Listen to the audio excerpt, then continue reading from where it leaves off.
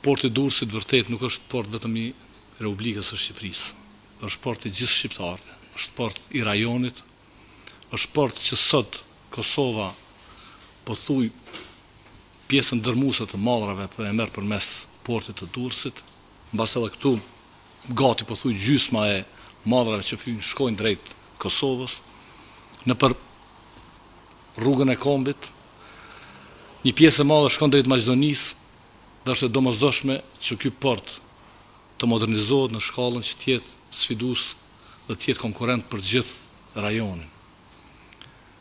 Për të realizuar kjo, është e domosdoshme që të shihet pikërisht në aspektin gjeopolitik, të shihet Maqedonia e Veriut, në veçanti edhe Kosova, si pika prej ku mallrat do shpërndahen në të gjithë rajonin.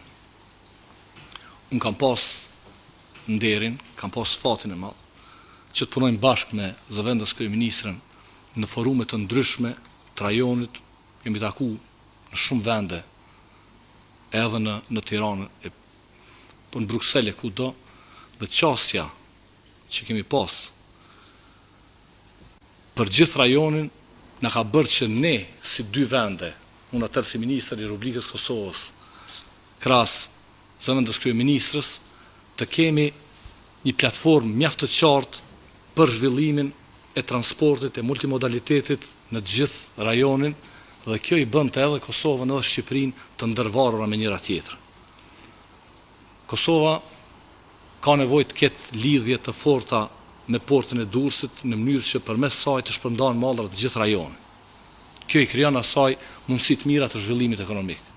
E po ashtu, kjo mundësi e përhapjes së mallrave përmes edhe Prishtinës edhe Shkupit do bënte që porti i Durrësit të duhet të zgjeroj kapacitetet, që kjo sasi e mallrave që tani janë të shumë fishohet sepse do arrijë shumë lehtë edhe Varrën edhe gjithë rajonin.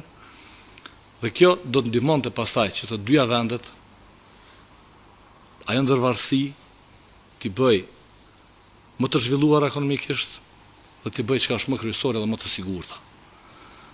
Porti i NATO-s, që do të jetë krahas portit të mallrave në Porto Romano, do të ndihmoj për gjithë rajonin që të ketë siguri. Sot, kur gjithë më tepër po flitet për sigurinë, është detyrë dhe sfidë për ne që portin e NATO-s, krahas portit të mallrave, ta zhvillojmë, të ndërtohet ashtu si duhet dhe të jetë në lidhje komunikimi, qoftë kurrëdore, qoftë automobilistike me gjithë rajonin. Prandaj, unë jam shumë i nderuar.